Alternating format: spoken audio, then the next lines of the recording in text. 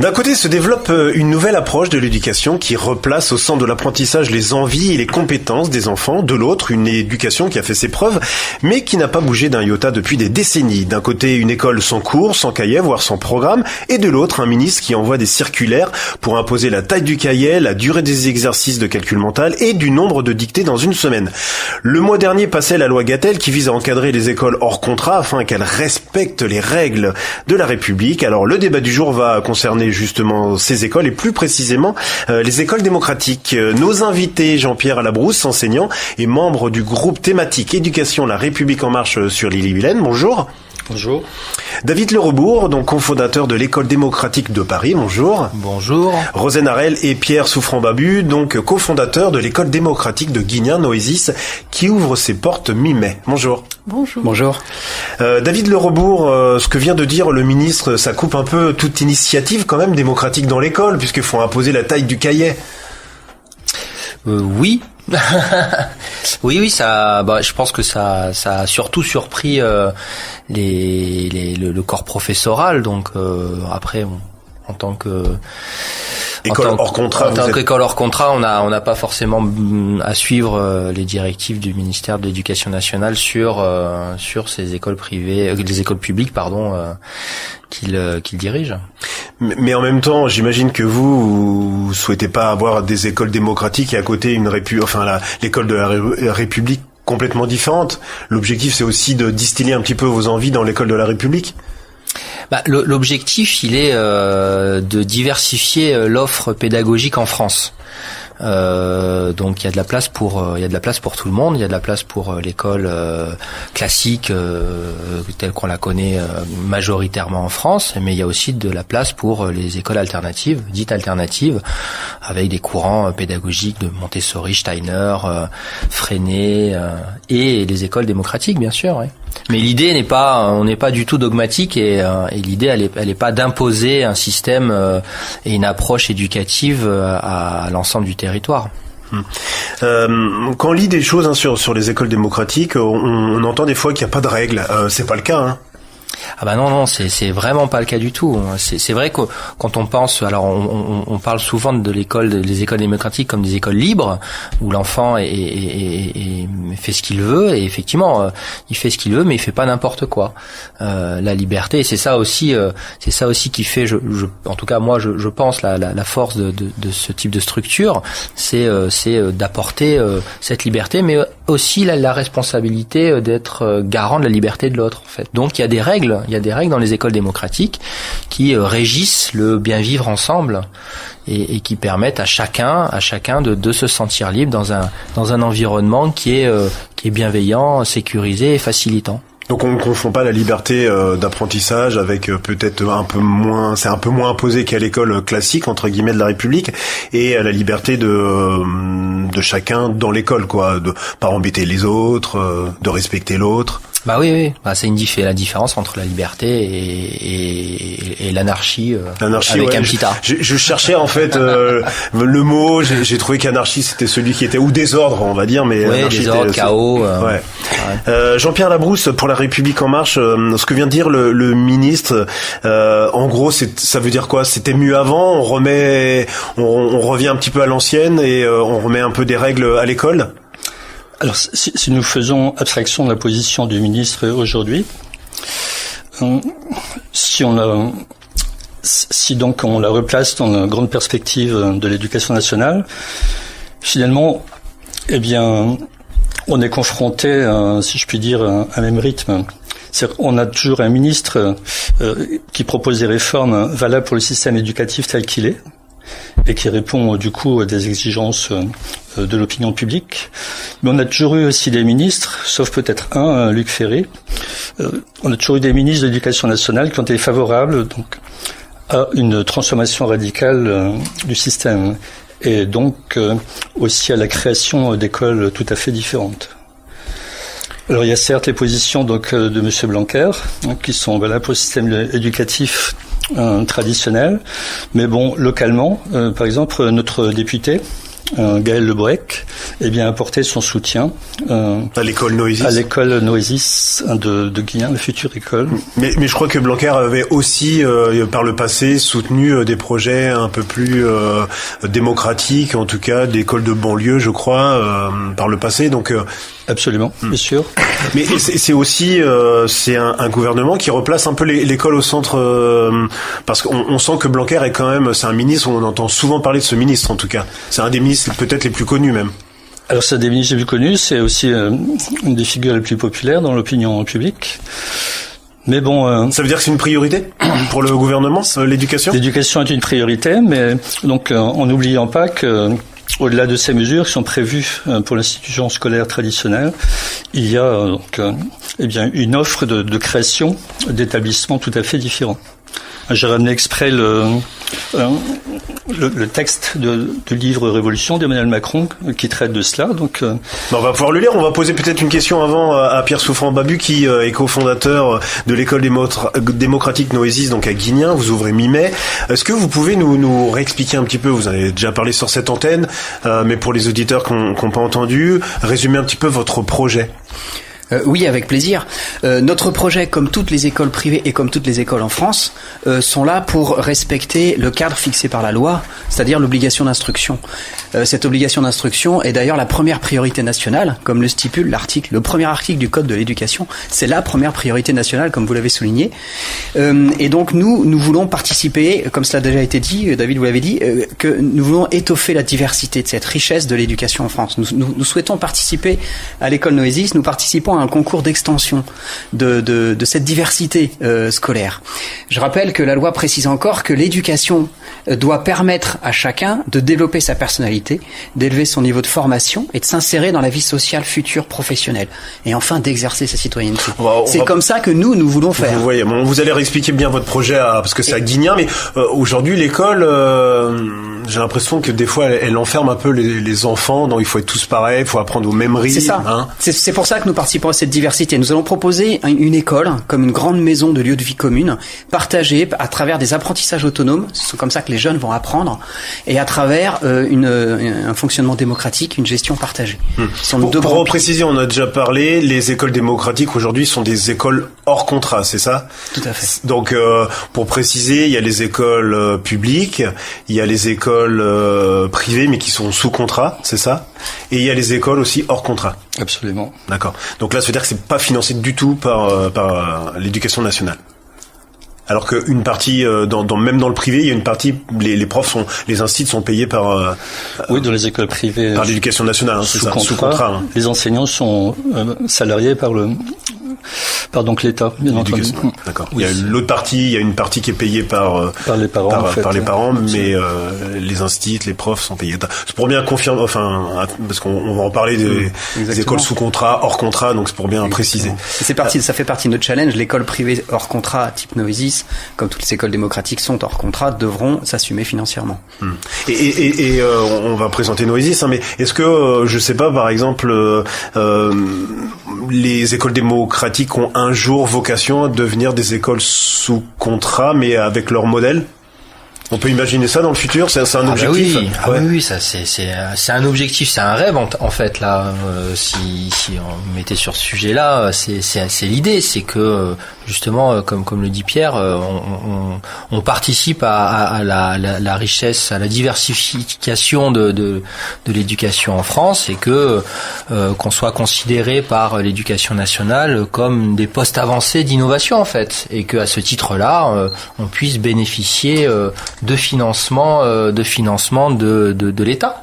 Et effectivement, aujourd'hui, les écoles privées sous contrat donc voient leurs professeurs payés par l'éducation nationale, mais avec une contrepartie qui est forte, c'est que ils doivent suivre le programme et les rythmes scolaires d'éducation nationale. Donc en gros, c'est une sous-traitance. Les écoles privées hors contrat n'ont aucun subside de l'État, avec la contrepartie qui est qu'on a une indépendance totale en termes d'approche éducative. Donc ça, c'est génial. Donc maintenant, l'idée, ça soit que on puisse garder cette indépendance en termes d'approche éducative, mais avoir un financement. Et avoir un financement qui permette, alors tout simplement pas de gagner plus notre vie, mais tout simplement de permettre aux familles de pouvoir elles aussi bénéficier de la diversité éducative. On parlera tout à l'heure justement du financement, parce que c'est un des points importants, et c'est vrai que ce sont des écoles qui coûtent cher pour les parents, donc on en parlera un petit peu plus précisément un peu plus loin. École Noesis, donc vous ouvrez le 14 mai, c'est ça? Oui, tout à fait. Rendez-vous le 14 mai, 8h30, au Tertre Géraud. Alors ça va se passer comment pour les enfants? Les enfants vont arriver dans cette école, on s'accueille comme tous les matins, et puis comme tous les jours, les enfants viendront trouver un lieu de vie partagé, pas de classe, pas de programme, pas d'emploi du temps imposé. Simplement, tous les apprentissages sont à leur disposition, à l'intérieur d'eux-mêmes, et ils ont autour d'eux tous les outils disponibles. Alors c'est-à-dire qu'il y a un petit CP qui arrive, qui sait pas encore lire, parce que c'est a priori en CP en CP1 qu'on commence à apprendre à lire. S'il a pas envie d'apprendre à lire en CP, enfin à l'âge du CP, il apprend pas. Il apprendra apprendre les lectures n'est pas un objectif, c'est un outil, comme les maths, comme parler une autre langue. On a besoin d'apprendre une langue quand on va à l'étranger. Donc nous, c'est notre positionnement pédagogique. Le jeune apprendra ce dont il a besoin au moment où il en a besoin, au rythme où il en a besoin. Et nous avons suffisamment confiance dans la curiosité naturelle de chacun pour être persuadés que cela lui permettra d'apprendre tout ce dont il a besoin de savoir et tout ce qu'impose la loi aussi à savoir à travers le socle. Et donc ça viendra quand ça viendra, c'est ça? Ça vient quand ça vient. Vous savez, c'était un vieux modèle d'école, ça existe depuis 100 ans. On a largement fait toutes les statistiques en long, en large et en travers de ce qui se passe dans ces écoles-là. Et enfin, ça arrive en France depuis 2014. Et tous les jeunes de ces écoles-là savent lire et écrire. Et ils apprennent, quand on leur pose la question à ces jeunes qui viennent nous rendre visite en France, on leur demande comment avez-vous appris à lire? Ils nous disent je sais pas, mais j'en ai eu besoin, donc c'est venu. Alors, si je comprends bien, parce que dans la dernière mission que vous avez réalisée ici sur l'antenne, vous disiez de toute façon après les élèves deviennent militaires, instit, enfin je sais pas, médecin, charpentier, peu importe. Donc l'objectif c'est quoi? Ah mais l'objectif c'est l'épanouissement personnel.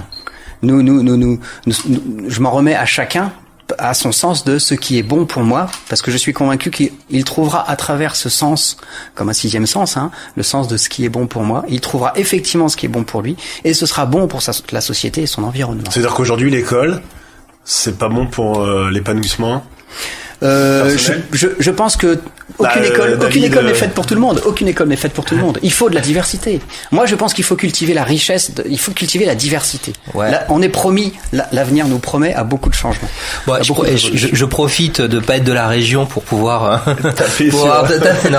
Non, mais effectivement, quand on regarde. Parce que David Lebourg, vous êtes de Paris, c'est ça? Vous êtes cofondateur de l'école démocratique de Paris.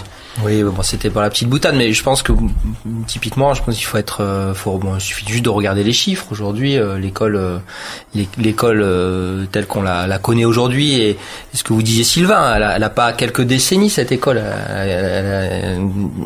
C'est l'école de la révolution industrielle, qui a pas forcément beaucoup bougé depuis. Donc depuis à peu près 200 ans, on a la même. Effectivement, le monde il évolue à une telle vitesse que aujourd'hui, on se retrouve avec une école qui n'apporte pas ce qu'elle devrait apporter, c'est-à-dire un cadre qui permet à chaque individu de se trouver et d'être épanoui en fait, et de sortir, d'arriver sur le marché dit du travail en sachant qui il est, en ayant confiance en lui, en sachant prendre des initiatives, en osant coopérer avec l'autre, et voilà, et on se retrouve, moi personnellement en tout cas, ce que j'ai pu voir et ce que j'ai pu vivre moi-même, se retrouver jeune adulte et pas savoir quoi faire de sa vie en fait, et ça c'est pas normal quand on a passé 20 ans sur les bancs de l'école. On a appris on a intégré. Parce que l'école doit automatiquement apprendre un métier, c'est ça?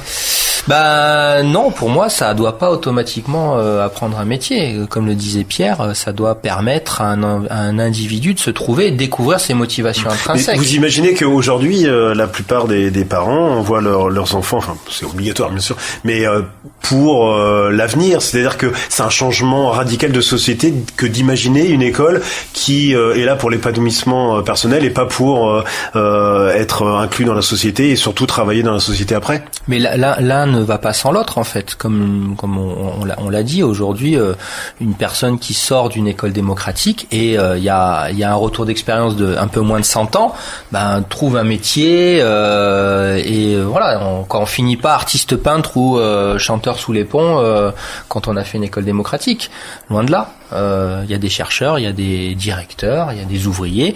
La seule grosse, pour moi, différence, c'est que ces gens-là, ils ont choisi leur chemin, en fait.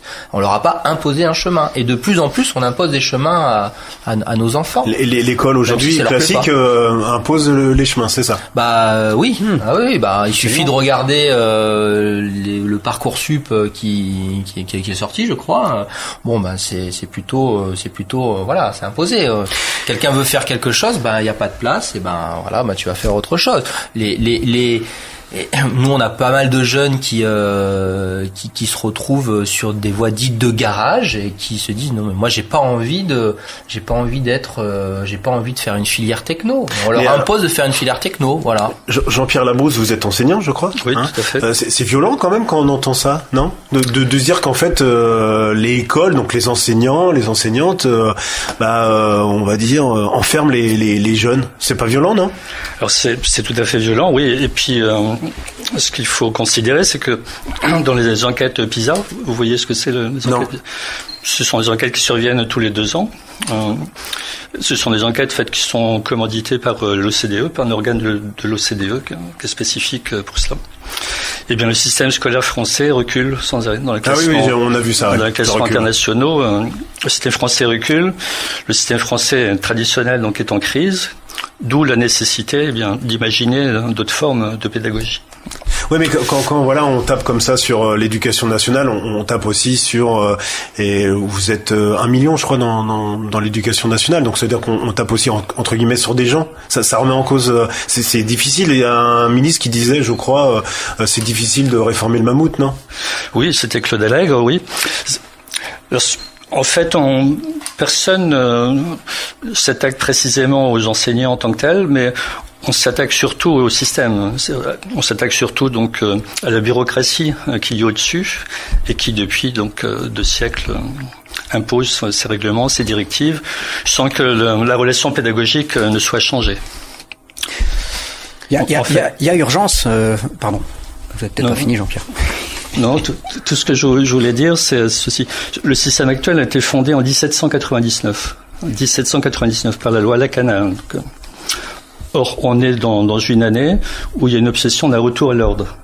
C'est l'année où Bonaparte va réaliser son coup d'État, devenir premier consul, etc.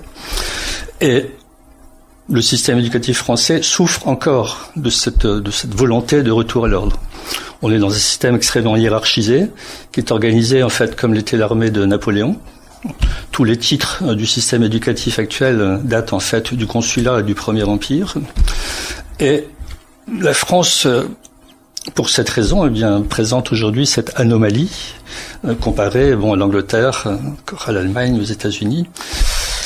Il semblerait urgent d'en finir, mais comment s'attaquer à cette bureaucratie, comment s'attaquer à cette obsession d'une réglementation pour les masses? C'est extrêmement difficile. Extrêmement difficile parce que j'imagine qu'il faut aussi, pour le coup, reformer tous les enseignants. C'est-à-dire si vous modifiez le système, faut tout modifier. Bien sûr. C'est urgent, mais ça veut dire que ça peut pas se faire en un claquement de doigts. Oui. Alors moi qui suis enseignant, et qui n'est pas du tout intégré dans le projet Noesis, j'aurais par exemple une question à leur poser. Ils sont en face, mais je pense que vous allez leur poser. Mais alors peut-être que Pierre Souffrant-Babu voulait parler tout à l'heure. Je voulais dire, on parlait du PISA, l'OCDE. Enfin, je disais tout à l'heure, vous parliez, Sylvain, de qu'est-ce qu'il faut faire. Dans l'OCDE prédit qu'en 2035, 50% des métiers qui existeront en ce temps-là n'existent pas aujourd'hui. On va au-devant de nous, on a un défi de création énorme qui nous attend. Comme vous disiez, David, les temps ont énormément changé, surtout depuis la révolution informatique. Il faut rapidement se poser la question de quel sens donner à l'éducation, pas seulement comment on fait l'éducation, quel sens on veut y donner à l'éducation, c'est quoi l'éducation, qu'est-ce que je souhaite à mes enfants, moi qui suis parent. Il faut rapidement se reposer cette question à ce niveau-là, et à partir de là, on pourra changer, mais plus que la taille des cahiers dont vous parliez, plus que comment je vais faire. Oui, ça va prendre du temps. Moi, je pense que la solution passe par la diversité. Il faut cultiver les intelligences multiples. Il faut très vite favoriser cela. À mon avis, le sens de l'éducation, si c'est préparer les jeunes à demain, demain, il y aura le défi de l'innovation. Donc il va falloir rapidement se dire, bon, on va alors, peut-être arrêter de faire pareil pour tout le monde. Vous parlez à chaque fois de métiers, donc si on dit qu'on a des besoins, que ça faut que ça aille vite, et que l'école doit apprendre des métiers qui n'existent pas encore, donc ça veut dire qu'il faut mettre aussi à contribution les entreprises. Puisque là, c'est l'État, l'éducation nationale et nos impôts qui on forme des gens pour aller travailler dans l'entreprise. Mais ouais. Oui, bien sûr. Oui, alors moi, c'est un sujet d'ailleurs très intéressant parce qu'effectivement, il y a aussi un challenge de créer des ponts entre le monde de l'éducation et le monde du travail. Et aujourd'hui, les entreprises. On s'est toujours refusé à ça en France. Hein.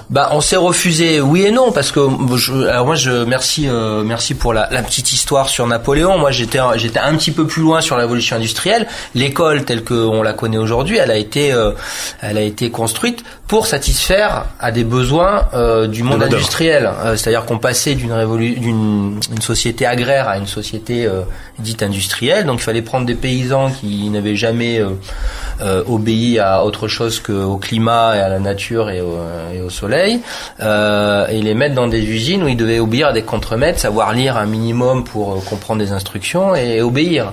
Et donc on est arrivé à ça. On est arrivé effectivement à un monde de l'éducation qui a été fait, façonné pour permettre d'alimenter, de produire de la main-d'œuvre. De produire de la main-d'œuvre et de produire aussi, parce qu'il faut de la main-d'œuvre, mais il faut aussi des contremaîtres, il faut des directeurs d'unité, il faut des directeurs d'usine, il faut des directeurs d'entreprise. Donc là aussi, cette hiérarchie où on est dans un système éducatif très méritocratique aujourd'hui, et ce qui est normal, il faut filtrer, il faut de la masse, il faut des ouvriers, quoi. Il fallait, parce qu'il y en a de moins en moins maintenant, on en a de moins en moins besoin, jusqu'au il faut des grands directeurs.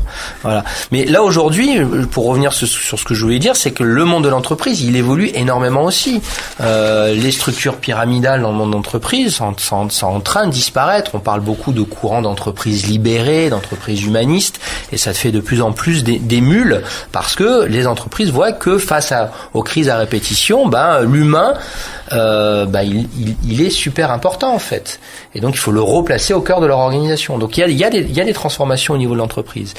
Et c'est là où effectivement, si on continue à avoir une école qui produit des individus, des ressources humaines qui obéissent gentiment et docilement, ça va plus convenir en fait, puisque les entreprises n'ont plus besoin de ça. Et donc c'est là où c'est intéressant de faire vraiment le pont entre le monde du travail et ses besoins et le monde de l'éducation et ses challenges. Alors Jean-Pierre Labrousse, vous avez une question, je crois, à poser à Noésis, hein, c'est ça ? Oui, tout à fait. Vous pouvez y aller, hein. C'est une question que j'avais déjà posée, et puis à mon avis, il y aura beaucoup d'auditeurs qui se la poseront aussi. J'en profite. Ça va leur permettre, je pense, à mes camarades de préciser leur projet. Par exemple, moi, en tant qu'enseignant, et connaissant aussi mes collègues, je sais que nous sommes les dépositaires d'un patrimoine culturel et technique de haut niveau. Nous avons été formés pour ça. Et je me demande toujours comment, dans une école sans enseignants, sans professeurs, sans donc dépositaires de spécialistes de haut niveau, il est possible de transmettre un savoir de qualité, un savoir sophistiqué, de plus en plus sophistiqué d'ailleurs. Rosenarel. Ouais. Alors, je pense qu'en fait, c'est juste une différence de positionnement. C'est-à-dire qu'aujourd'hui, on est habitué à l'école qui transmet un savoir et de qualité, là, comme vous le dites. Nous, dans nos écoles, ce rapport au savoir, il est vraiment intrinsèque. Chaque personne va vers ce qui l'anime, vers ce qui lui parle. Et ça n'empêche absolument pas de devenir quelqu'un de très compétent et de très pointu dans un domaine qui l'intéresse. C'est pas, je veux dire, la qualité d'un enseignement, ou en tout cas la qualité de ce qu'on peut apprendre, elle n'est pas liée au fait que quelqu'un amène cette qualité, elle est liée à quelle motivation on peut y mettre en fait. Et je crois que même dans les enseignements traditionnels, je veux dire, une personne va pouvoir atteindre, va pouvoir devenir quelqu'un d'expert dans son domaine, pas seulement parce qu'il y a un enseignant en face qui lui dit comment ça doit être, mais parce que lui, il y croit et qu'il va faire tout ce qu'il faut pour... Mais au-delà de ça... Je vais reformuler la question autrement. Moi, j'adore lire, j'adore écrire. Enfin, je suis de toute façon obligé d'écrire pour mon métier, mais ça ne veut pas dire que je suis capable de transmettre, apprendre par exemple à un enfant à lire et à écrire. Le mot transmettre résonne dans votre bouche, Jean-Pierre, vous aussi. Puis vous en avez parlé, Rosanne. Notre posture à nous, il faut revenir à cela. Faut prendre le temps de revenir à cela. Notre posture à nous, c'est que l'acquisition d'un savoir passe forcément par une qualité intrinsèque. C'est l'apprenant qui produit l'acquisition d'un savoir, c'est-à-dire qui apprend, qui étend son domaine de connaissance du monde. Ça se passe à l'intérieur de chacun. Et la seule solution pour que ceci se mette en œuvre, c'est de lui laisser l'autorité sur cela. Là, il va acquérir un savoir réel. En CM1, j'ai appris des paragraphes sur l'histoire de l'Égypte. Je suis incapable de vous sortir le moindre mot de ce que j'ai appris en CM1 sur l'Égypte. Donc, c'est pas bien, je ne le sais pas. Donc, je ne le sais pas. Ce que je sais passe forcément par la case de la passion, de ce qui m'anime. Ça veut dire que ce que vous savez, Sylvain, ce que nous savons tous aujourd'hui, est basé sur la motivation de le savoir, de vouloir le savoir. Donc, nous remettons le jeune au cœur de cette autorité sur lui-même. Alors justement, je rebondis sur ça. On parle de jeune, mais quelque part, en fait, cette méthode, ça serait de dire que toute la vie, on est là pour apprendre, en fait. Mais oui. On en apprend tous les jours. Oui, c'est on est d'accord. Mais la société aujourd'hui, on a l'impression qu'on apprend jusqu'à la fac et puis après, bon voilà, on est dans nos métiers. Je sais pas que c'est ce que je pense, mais en tout cas, on a l'impression que c'est ça. Mais ça veut dire que votre changement de société sur l'éducation, ça serait de dire, on va apprendre toute la vie. Peut-être qu'aujourd'hui, ça vous intéresserait un peu plus l'Égypte, par exemple. Enfin, je dis peut-être, hein, pas forcément. Oui, je me tourne un peu vers autre chose, mais voilà, mais effectivement, il y a des choses qui m'intéressent beaucoup aujourd'hui. On a tous des exemples de choses qui nous gavaient à l'école, comme on dit, exactement. Et qui à 30 ans ou 40 ans, on se dit bah tiens, c'est plutôt intéressant. Exactement, comme quoi les apprentissages ne s'arrêtent pas quand on quitte l'école. Au contraire, ils commencent à ce moment-là. L'école donne des outils, mais je pense que le meilleur outil pour donner à l'école, c'est l'autorité sur soi-même. Ne pas éteindre cette petite étincelle de passion. C'est vouloir apprendre est un processus fragile. John Holt en parle en long, en large et en travers dans ses livres. C'est un processus fragile. Donc, quand à force de vouloir trop diriger le jeune dans sa volonté d'apprendre, on lui soustrait finalement cette autorité sur lui-même.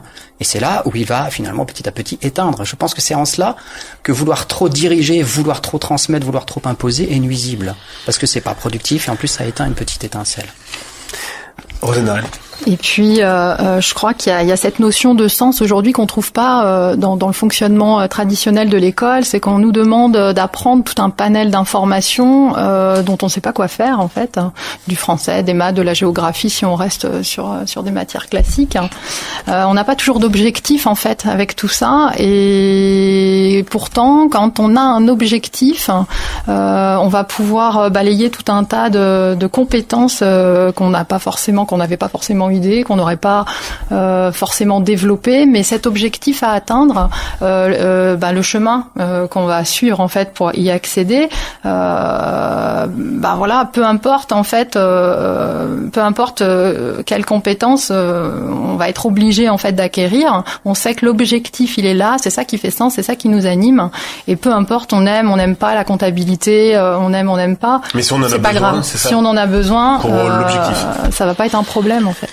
Alors comment moderniser cette école, puisque on parle des écoles démocratiques, mais l'objectif, si j'ai bien compris, c'est de faire évoluer toutes les écoles sous contrat, ou que les écoles démocratiques deviennent des écoles sous contrat. Mais comment on modernise l'école et comment le faire rapidement, parce que vous avez dit que c'est urgent.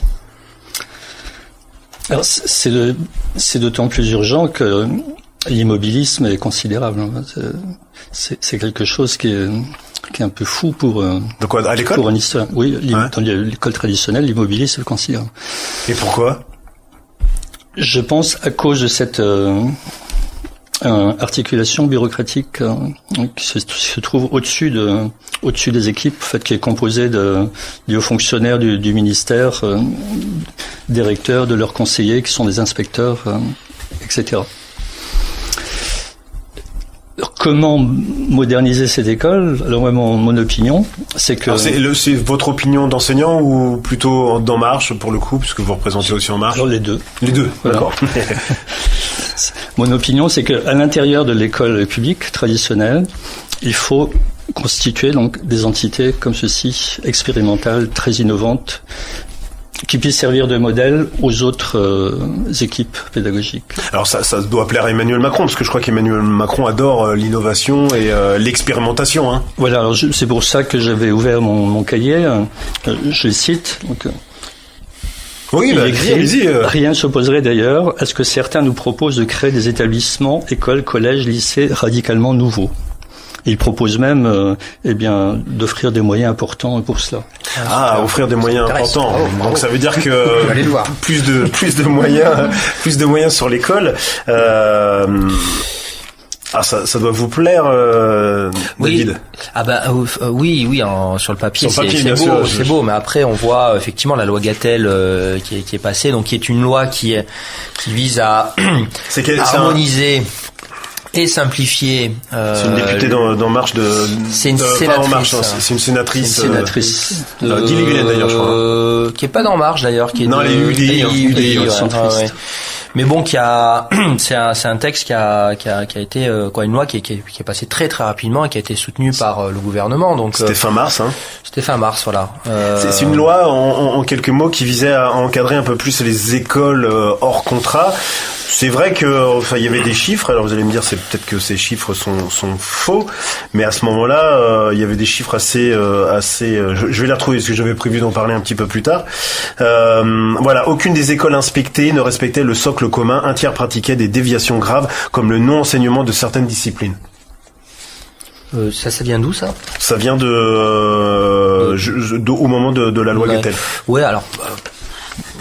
Oui, Jean-Pierre. Moi, en tout cas, je pense que les écoles privées aujourd'hui, les écoles privées. Alors, c'était pas, en gros, pour avancer dans le débat, c'était pas forcément contre les écoles démocratiques, c'était plutôt contre des écoles. Nous, de toute façon, c'est très clair. Les écoles démocratiques, c'est un courant très jeune en France. Et la première école, c'est 2014. Donc à Dijon, c'est ça ? À Dijon. Donc les inspections, on est tenu de suivre, de fournir les moyens nécessaires pour acquérir ce fameux socle. Juste pour vos auditeurs, l'école n'est pas obligatoire en France. Je trouve que c'est important de bien le signifier. C'est l'enseignement qui est obligatoire. C'est l'instruction. C'est l'instruction. Et quand on parle d'instruction, c'est l'acquisition d'un panel de compétences et de connaissances. Voilà. Donc ça va de l'écriture, la lecture, des notions qui sont c'est des métacompétences en fait. On n'est pas sur à quelle année est mort Napoléon III. Donc on a tous, que ça soit l'école publique, l'école privée, hors contrat, sous contrat, et des familles qui font le choix de ne pas scolariser leurs enfants, et on a tous la même obligation qui est de fournir les moyens nécessaires pour que nos enfants acquièrent ce fameux socle.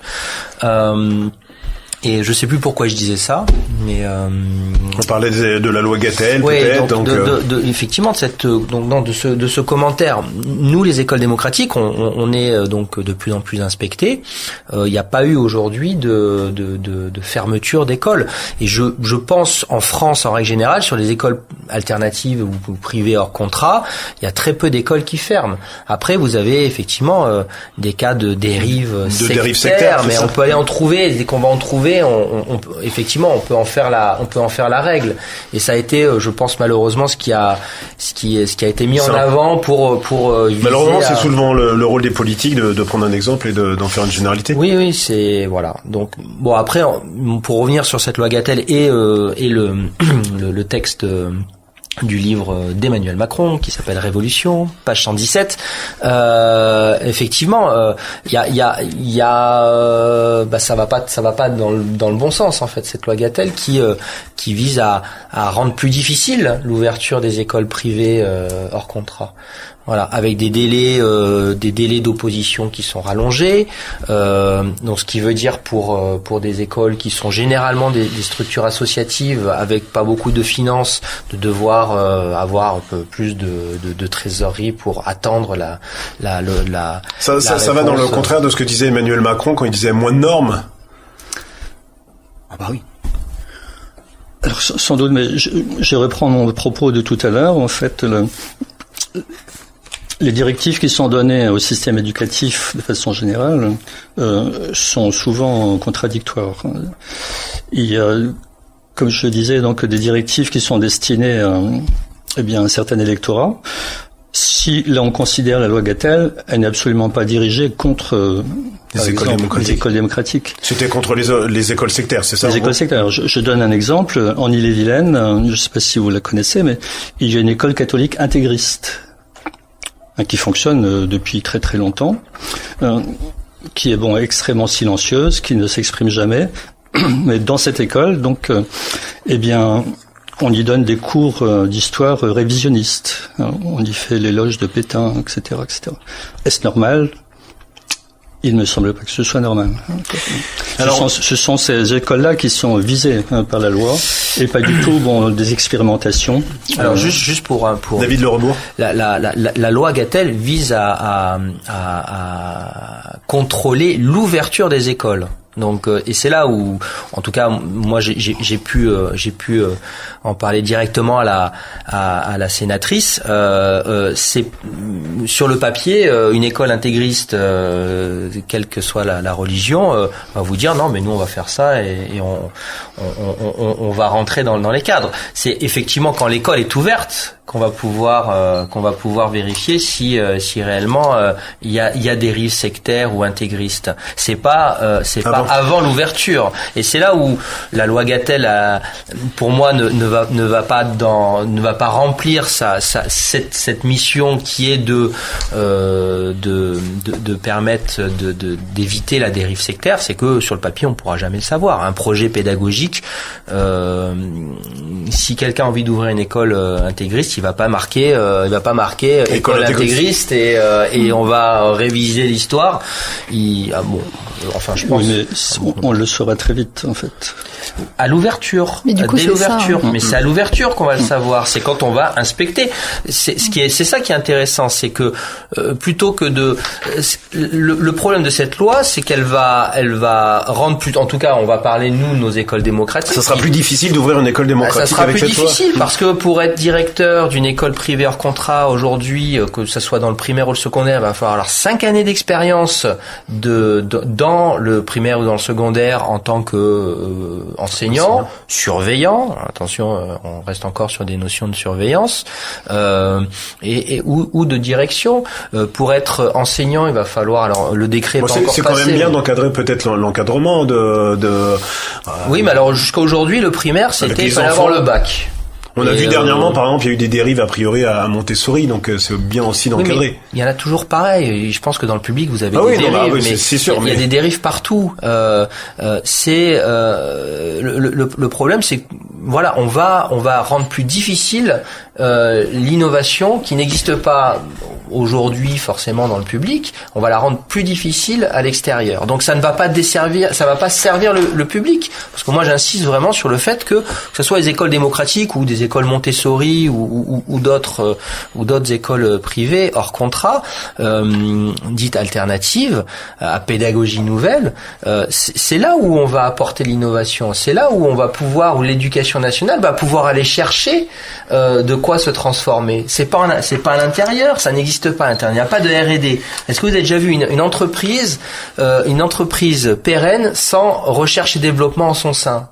Non, ça n'existe pas. Ça meurt. Et l'école n'en a pas, c'est ce que vous dites. Et l'école n'a pas. Alors, on va terminer l'émission dans quelques instants autour des budgets, parce que ce sont des gros budgets, et on va essayer de voir comment aussi l'école peut peut-être rediriger, enfin l'éducation nationale peut rediriger ses budgets. J'avais juste une petite question sous forme...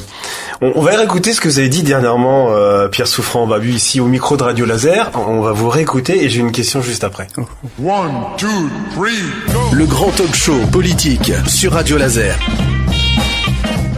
S'il y en a un qui est passionné de pêche, il fera de la pêche. Comme à l'école Sudbury, il y en a un qui a fait 5 ans, tous les jours, de la pêche. 1, 2, 3, go! Le grand talk show politique sur Radio Laser.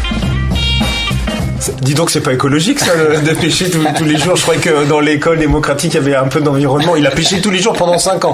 Oui, à l'école Sudbury aux États-Unis dans le Massachusetts. Oui. Et alors, comment ça se passe sur les apprentissages? Comment on fait pour en fait, quand je dis qu'il a pêché pendant 5 ans, il n'a pas fait que ça. Il a pas juste pêché pendant 5 ans. Ouais. Il était passionné de pêche. Il savait tout sur les poissons. Du coup, il était relié un peu à ce qui se passait de l'astronomie, de la Lune, etc. Donc, du coup, vous disiez par exemple, c'est à ce moment-là qu'il a appris à lire parce que c'était important important qu'ils connaissent les poissons. C'est ça l'objectif en fait. C'est pêcher, connaître les poissons. Donc on va se donner tous les moyens pour y arriver. C'est ça. Il y a un objectif qui nous anime et en fait de là on découle plein de compétences qu'il va falloir acquérir en fait pour avancer dans cet objectif qui nous anime. On parle de la pêche ici, mais on n'est pas juste sur un loisir détente. Non, mais je voulais qu'on le précise parce qu'on nous a dit c'est quoi cette école où on fait que pêcher, c'est cool. Enfin, mais voilà, c'est à quoi ça sert. Ce jeune a mis ensuite la même passion qu'il avait dans les poissons à travers les ordinateurs qu'il a rencontrés et il est devenu un des plus grands programmateurs de Newell aux États-Unis. Donc le problème c'est parce que c'est pas vraiment ce qu'on fait, mais on est passionné et les apprentissages viennent en passant. Et je pense que c'est important justement, on parlait tout à l'heure d'objectifs, les écoles démocratiques, quand en tant qu'adulte dans une école démocratique, on n'a aucun objectif pour les enfants en fait. Et ça c'est très important à signaler aux auditeurs, et c'est ça qui fait aussi je pense la sainteté, la richesse d'une école démocratique, c'est que on n'a aucun objectif pour les enfants. Donc ils sont vraiment libres de faire leur propre choix. Et si quelqu'un a envie pendant 5 ans de faire de la pêche, il y a personne qui va lui dire attends, là t'es en train de perdre ton temps, tu devrais faire un peu de maths, ou tiens tu devrais venir avec moi, on va aller lire une histoire. Ou non, il est là, il a envie et c'est très bien pour lui. Alors oui, ce que je voulais rajouter pour abonder dans l'absence, c'est que dans les textes officiels, on retrouve aussi ce souci de développer des projets personnels. Alors dans quel texte officiel de l'école? Le socle. Du socle commun? Dans le socle commun, il y a pas seulement. C'était notamment des thèmes centraux des réformes de Najat Vallaud-Belkacem.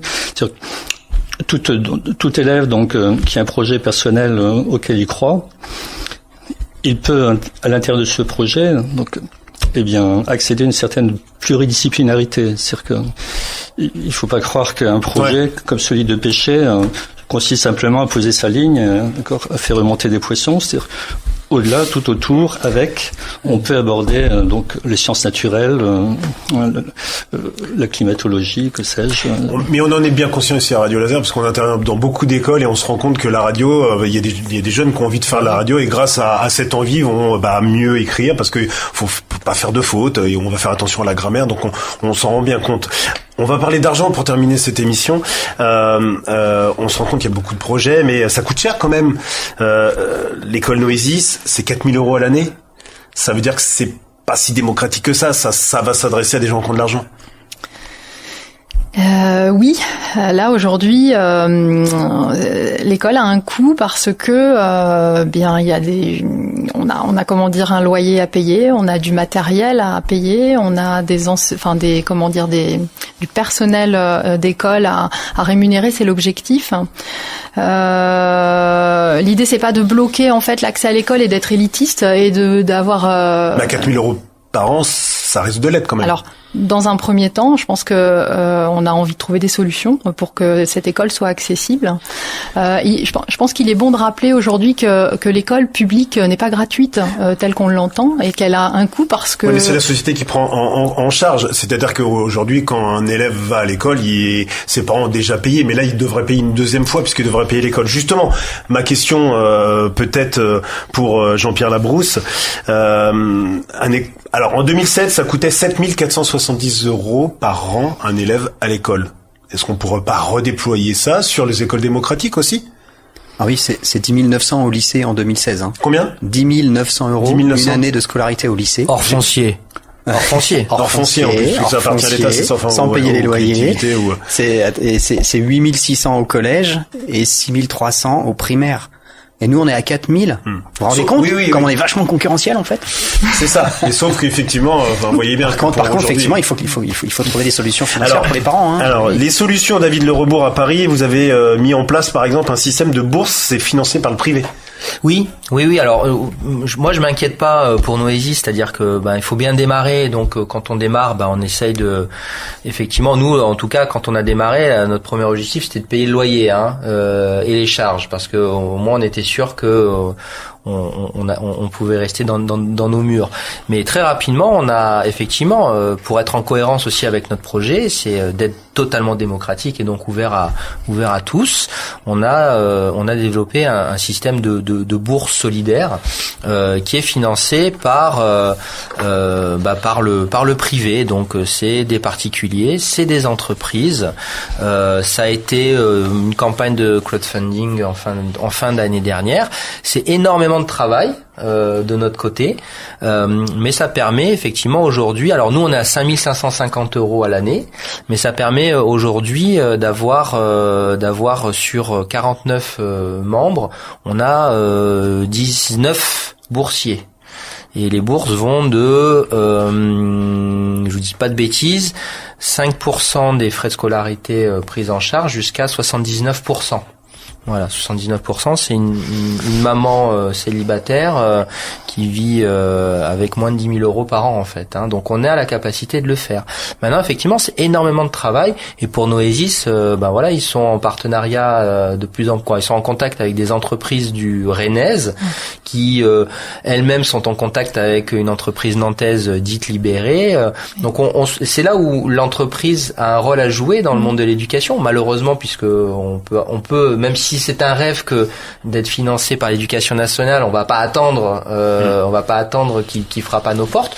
On cherche des solutions et les solutions, ça passe effectivement par des entreprises qui croient en notre projet, en nos projets et qui surtout considèrent que c'est un investissement pour elles en fait, parce que elles vont avoir des personnes qui vont être motivées, qui vont être créatives, qui vont savoir coopérer avec l'autre, qui vont avoir énormément de compétences que recherchent aujourd'hui les entreprises. Donc voilà, moi je m'inquiète pas pour Noesis, ils commencent à 4000, mais très rapidement, il y aura d'autres solutions. Il y aura effectivement d'autres solutions. Maintenant, malheureusement, c'est le lot commun des écoles privées hors contrat.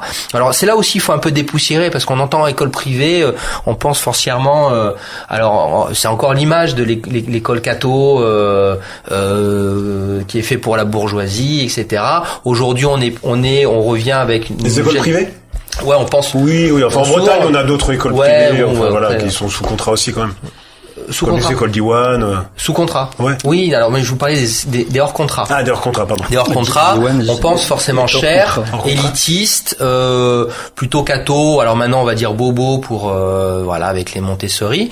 Mais effectivement, nous aussi, on a vocation à dépoussiérer un petit peu cette image et à réinventer aussi le modèle économique d'une école privée hors contrat. Par exemple, chez nous, on n'attend pas que un chiffre d'affaires des frais de scolarité. On développe une branche formation, on développe une branche événement, on développe une branche location de l'école pendant les heures de fermeture, pendant les petite entreprise quoi. C'est une entreprise effectivement, c'est une entreprise qui a vocation à être la plus ouverte possible et donc voilà, donc notre objectif. Mais c'est beaucoup de boulot. Voilà, et donc c'est vrai que si Monsieur Blanquer ou Monsieur Macron, qui page 117 veut radicalement poser du Je remarque que vous regardez à chaque fois le vous ne souvenez pas du nom du président Non, je regardais l'extrait de son bouquin Révolution, effectivement. Allons-y, si vous voulez, la Révolution, financer les écoles privées hors contrat, les écoles innovantes. En tout cas, donc vous aviez Jean-Pierre Labrousse qui est enseignant mais aussi membre du groupe thématique éducation La République en marche sur le département, qui pourra peut-être passer le message à Emmanuel Macron, en tout cas à En Marche, pour un changement d'éducation et rapide, puisque vous disiez vous-même que c'était urgent. Ah oui, je suis personnellement motivé pour ça en plus. Donc Bon, merci à vous en tout cas. Merci.